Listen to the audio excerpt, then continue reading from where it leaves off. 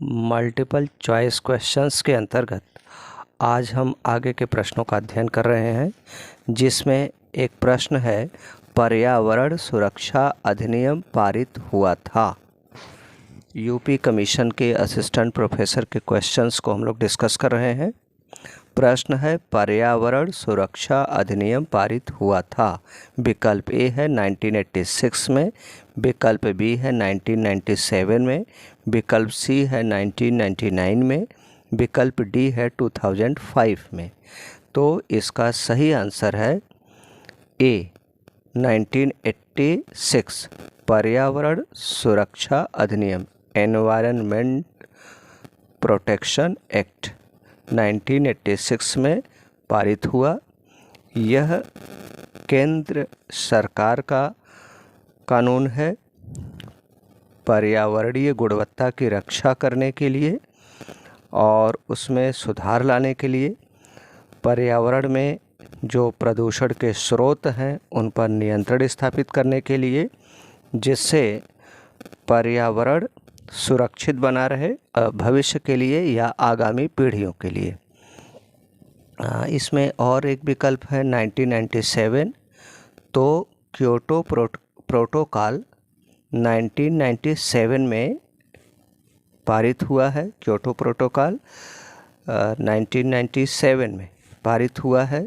Kyoto Japan की पूर्व राजधानी है, लेकिन क्योटो प्रोटोकॉल के जो प्रोविज़न्स थे वो लंबे समय तक विश्व के कई डेवलप्ड कंट्रीज उससे सहमत नहीं हो पा रहे थे, तो काफ़ी लंबे समय तक ये विवादित बना रहा।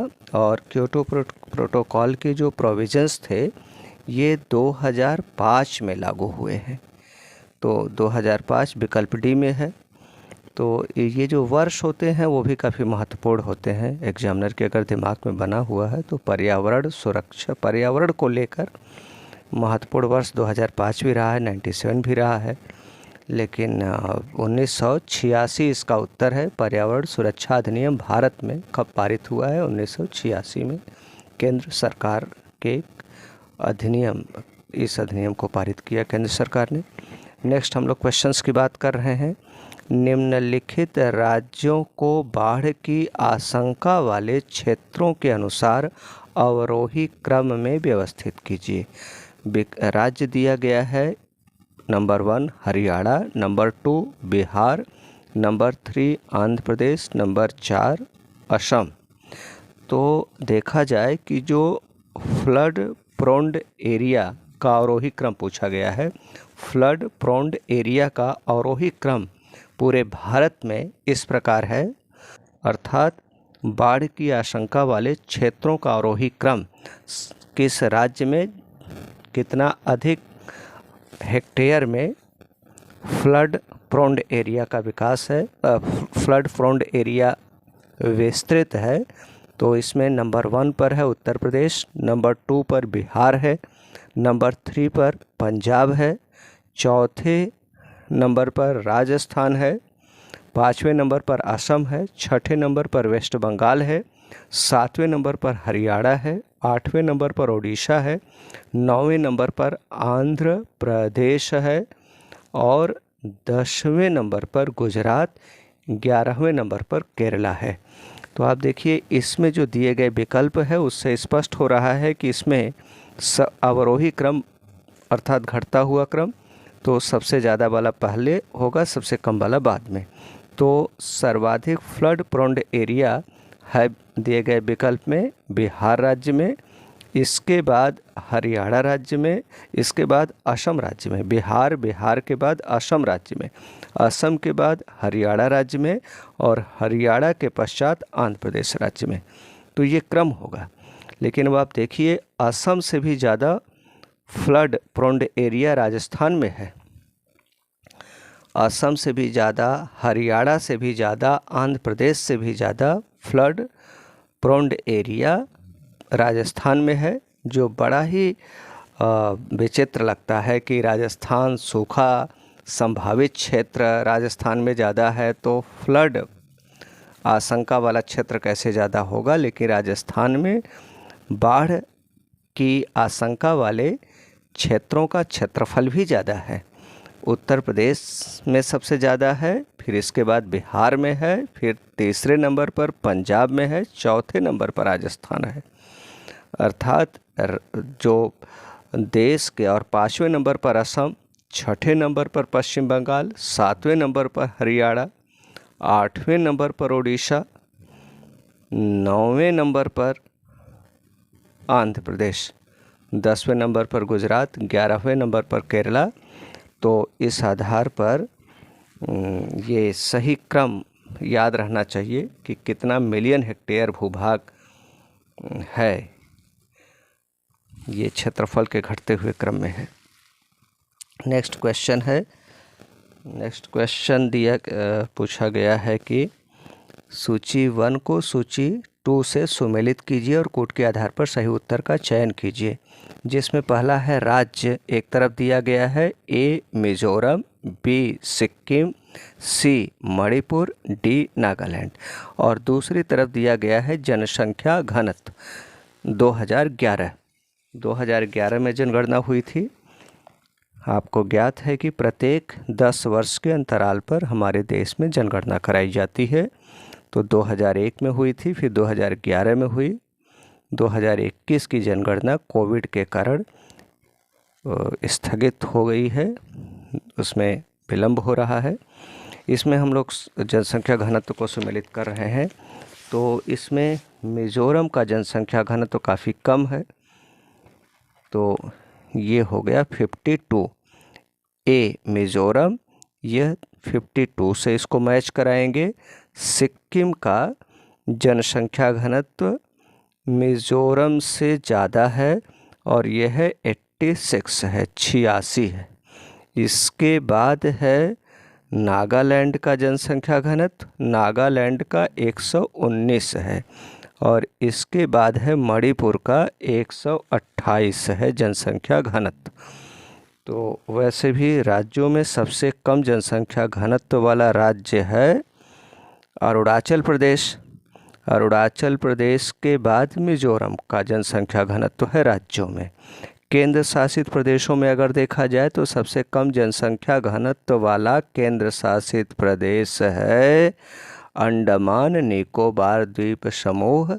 अंडमान निकोबार द्वीप समूह का जनसंख्या घनत्व 46 है, और सबसे ज़्यादा जनसंख्या घनत्व वाला राज्य अगर देखा जाए तो बिहार है, और इसके बाद पश्चिम बंगाल है राज्यों में।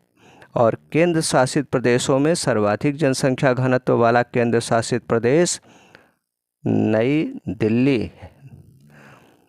सबसे ज़्यादा जनसंख्या घनत्व वाला केंद्र शासित प्रदेश नई दिल्ली नहीं, दिल्ली होगा, दिल्ली है। सर्वाधिक जनसंख्या घनत्व वाला केंद्र शासित प्रदेश दिल्ली है, 11,000 से अधिक है, 11,320 व्यक्ति प्रति वर्ग किलोमीटर है दिल्ली में। और इसके बाद चंडीगढ़ में है, लगभग 9,000 समथिंग होगा जनसंख्या घनत्व व्यक्ति प्रति वर्ग किलोमीटर चंडीगढ़ का। तो ये सर्वाधिक जनसंख्या घनत्व वाले केंद्र शासित प्रदेश थे। अब हम लोग बात कर रहे हैं, नेक्स्ट क्वेश्चन है, एक तरफ दिया गया है सूची फर्स्ट, दूसरी तरफ सूची सेकंड, दोनों को मिलाना है। ए, इसमें सूची फर्स्ट में ए स्लीट है, बी चिनूक है, सी डोलड्रम है, डी टोडा है। इधर सूची 2 में क्या है, सूची 2 में क्या है, एक तरफ है गर्म व सूखी हवा, गर्म और सूखी हवा है, तमिलनाडु है, वर्षा के प्रकार है, अंतर उष्णकटिबंधीय अभिसरण है। तो स्लीट को हम लोग मिलाएंगे। स्लीट क्या है, स्लीट को हिंदी में कहते हैं सहिम वृष्टि, यह वर्षा का एक प्रकार हो गया। और चिनूक क्या है, चिनूक एक लोकल विंड है जो हॉट होती है, डस्टी होती है। इसका मतलब चिनूक या चिनूक को मिलाएंगे वन से गर्म एवं सूखी हवा। और इसके बाद है टोडा, अगर हम लोग देख लें तो टोडा क्या है, तमिलनाडु में नीलगिरी के ढालों पर निवास करने वाली जनजातियाँ टोडा जनजाति कहलाती है। इसमें पॉलीगेमी नहीं होती है, पॉलीएंड्री होती है। बहुपत्नी प्रथा नहीं बल्कि बहुपति प्रथा इस जनजाति में पाई जाती है, टोडा जनजाति में, तमिलनाडु में नीलगिरी के ढालों पर निवास करने वाली टोडा जनजातियों में। इसके बाद हम लोग बात कर रहे हैं डोल्ड्रम। डोल्ड्रम का संबंध किससे होता है? डोल्ड्रम सामान्यतः 5 डिग्री उत्तरी अक्षांश से 5 डिग्री दक्षिणी अक्षांश के मध्य विषुव की दशा में बनता है। डोल्ड्रम ग्रीक भाषा का शब्द है जिसका शाब्दिक अर्थ होता है अतिशय शांत एवं स्तब्ध क्षेत्र।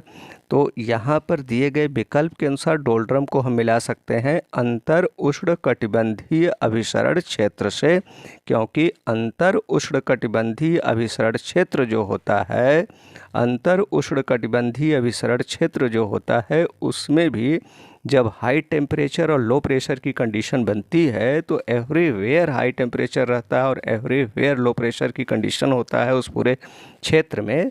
तो वह क्षेत्र में क्या होगा कि ताप प्रवणता का मान बहुत कम हो जाता है, दाब प्रवणता का मान भी उसी परिणामतः कम हो जाता है, जिससे पवन प्रवाह मंद होता है। और इसी कारण डोल्ड्रम को हम लोग 4 से मिला सकते हैं। अब नेक्स्ट क्वेश्चन की तरफ आगे बढ़ते हैं। नेक्स्ट क्वेश्चन है कि प्रवाल विरंजन या ब्लीचिंग, कोरल ब्लीचिंग का प्रमुख कारक है। विकल्प ए है प्रवाल रोग, विकल्प बी है वैश्विक ऊष्मन, विकल्प सी है एल नीनो और विकल्प डी है सागर जल में सिल्ट का जमाव। तो दिए गए विकल्प के अनुसार अगर देखा जाए तो कोरल ब्लीचिंग के लिए ये सभी कारक जिम्मेदार हैं। कोरल ब्लीचिंग के लिए ग्लोबल वार्मिंग अगर होता है, सागरी जल के तापमान में वृद्धि होती है तो इससे भी मोंगे मरने लगते हैं और उनमें ब्लीचिंग हो जाती है। इसके जल के तापमान में 2 से 3 डिग्री सेल्सियस की वृद्धि हो जाने के कारण। और नेक्स्ट है सागर जल में सिल्ट का जमाव। सागरी जल में जब सिल्ट का जमाव होता है तो सिल्ट जो होते हैं कोरल्स के मुख में भर जाते हैं और कोरल्स की डेथ हो जाती है, तो उससे भी कोरल ब्लीचिंग हो रहा है। लेकिन इन दिए गए विकल्प में, दिए गए ऑप्शंस में जो सर्वाधिक उपयुक्त कारण है वो है ग्लोबल वार्मिंग, वैश्विक तापन। वैश्विक तापन या ग्लोबल वार्मिंग के कारण क्या होता है, सागरी जल के तापमान में वृद्धि हो रही है और जिससे कोरल ब्लीचिंग हो रही है, सर्वाधिक उपयुक्त कारण है। होता क्या है कि कोरल ब्लीचिंग का इसमें ग्लोबल वार्मिंग से सबसे बड़ा प्रभाव पड़ता है जो सहजीवी शैवाल हैं। सहजीवी शैवाल जब नष्ट होने लगते हैं, जो कोरल के भोजन होते हैं, तो मोंगे भी एक तरह से विरंजित होने लगते हैं, पूरी तरह से सफ़ेद होने लगते हैं और मुंह का विरंजन हो जाता है। इसके बाद हम लोग बात कर रहे हैं भारत, नेक्स्ट क्वेश्चन पर। भारत के निम्नलिखित राज्यों में से किसमें सर्वाधिक गारो जनजाति जनसंख्या केंद्रित है? अर्थात भारत के किस राज्य में गारो जनजातियों की जनसंख्या सर्वाधिक होती है? तो आप जानते हैं कि मेघालय पठार पर पश्चिम से पूर्व की ओर क्रमशः गारो, खासी, जयंतिया पहाड़ियाँ हैं और इन पहाड़ियों का नामकरण इनके ढालों पर निवास करने वाली जनजातियों के नाम के आधार पर किया गया है। तो स्पष्ट है कि मेघालय में गारो जनजातियों का जनसंख्या संकेंद्रण सर्वाधिक है। जो मणिपुर है, मणिपुर की प्रमुख जनजातियां हैं, मितई जनजाति है मणिपुर में, मणिपुर की प्रमुख जनजाति विष्णुप्रिया है। मणिपुर की एक और जनजाति है कुकी जनजाति। कुकी विद्रोह हुआ था मणिपुर में 1917 से 1919 के बीच में, और 1921 में केरल में मोपला जनजातियों का मोपला विद्रोह हुआ था। तो कुकी विद्रोह पहले हुआ है, मोपला विद्रोह बाद में हुआ है। कुकी विद्रोह 1917 से लेकर 1919 तक चला है और मणिपुर में ये चला है, धर्म से संबंधित विद्रोह था। मिजोरम की जो प्रमुख, विकल्प सी में मिजोरम है, मिजोरम की जो प्रमुख जनजाति है वो है चकमा जनजाति और नागालैंड की प्रमुख जनजाति नागा है। हम लोग आगे बढ़ते हैं। नेक्स्ट क्वेश्चन है कि सूची 1 और सूची 2 को सुमेलित कीजिए और कोड के आधार पर सही उत्तर का चयन कीजिए। तो इसमें है, सूची 1 में है जलप्रपात। इसमें जैसे जोग जलप्रपात है, पहला सूची 1 में जलप्रपात है, सूची 2 में नदी है। जलप्रपात में ए जोग जलप्रपात, बी दुदुमा जलप्रपात, सी है दूध सागर जलप्रपात और डी है लोथ जलप्रपात। और दूसरी तरफ नदी दी गई है। तो इसमें जो पहला जलप्रपात जोग जलप्रपात है, यह दूसरे से मिला देंगे, शरावती नदी पर निर्मित है। जोग जलप्रपात कर्नाटक राज्य में और जो पश्चिमी घाट है उसके ढाल के सहारे निर्मित है। यह कास्केट टाइप का सोपानी जलप्रपात है। सोपानी जलप्रपात, इसमें छोटी छोटी प्रपातियों का समूह होता है सोपानी जलप्रपात में। तो जो छोटी छोटी इसमें प्रपातियां हैं, रैपिड्स हैं, उनमें 4 प्रमुख हैं। पहला है राजा प्रपाती या रैपिड, दूसरा है रोवर, तीसरा है रॉकेट और चौथा है रानी। ये 4 प्रमुख प्रपातियों से मिलकर बना है जोग जलप्रपात या गरशोप्पा जलप्रपात या महात्मा गांधी जलप्रपात, कर्नाटक में शरावती नदी पर निर्मित है। इसके बाद है दूसरा है दुदुमा जलप्रपात या डुडुमा जलप्रपात या दुदुमा जलप्रपात। यह ओडिशा राज्य में मचकुंड नदी पर, मचकुंड नदी ओडिशा राज्य में भी बहती है, इसमें भी बहती है और तेलंगाना राज्य में भी बहती है मचकुंड नदी। तो मचकुंड नदी जब ओडिशा राज्य में पहुंचती है तो वहां पर कोरापुट ज़िले में, ओडिशा राज्य के कोरापुट ज़िले में मचकुंड नदी पर डुडुमा या दुदुमा जलप्रपात का निर्माण हुआ है। और नेक्स्ट जलप्रपात है दूध सागर जलप्रपात। यह गोवा का प्रमुख जलप्रपात है, मांडवी नदी पर निर्मित है। मांडवी नदी पर निर्मित है दूध सागर जलप्रपात। गोवा की प्रमुख नदी है मांडवी और उस मांडवी नदी पर दूध सागर जलप्रपात स्थित है। और यह जो दूध सागर जलप्रपात है, यह गोवा का एक प्रमुख अभयारण्य है, भगवान महावीर अभयारण्य। और गोवा का सबसे प्रमुख राष्ट्रीय पार्क है मुल्लिम नेशनल पार्क। इस अभयारण्य और जो महावीर अभयारण्य है गोवा का और मुल्लिम राष्ट्रीय पार्क है, उनके बीचों बीच मांडवी नदी गुजरती है। और इसी बीच में ही इसी राष्ट्रीय उद्यान के बीच में मांडवी नदी पर ही दूध सागर जलप्रपात निर्मित है। कितना महत्वपूर्ण बिंदु है ये। दूसरा क्या है कि यह जो दूध सागर जलप्रपात है वह कर्नाटक और गोवा राज्यों की सीमा रेखा पर निर्मित है। दूध सागर जलप्रपात और बात है, इसकी ऊंचाई 310 मीटर है। भारत के सबसे ऊंचे जलप्रपातों में से एक है दूध सागर जलप्रपात। भारत के सबसे ऊंचे जलप्रपातों में से एक है दूध सागर जलप्रपात। इसके बाद हम लोग नेक्स्ट बात करते हैं लोथ जलप्रपात। लोथ जो जलप्रपात है, लोथ जलप्रपात, इसका दूसरा नाम है बूढ़ा घाघ जलप्रपात। लोथ जलप्रपात लोग नाम बहुत कम जानते हैं क्योंकि लोथ जलप्रपात का पहले नाम बूढ़ा घाघ ही होता था। यहाँ के स्थानीय लोग बूढ़ा घाघ जलप्रपात ही कहते हैं।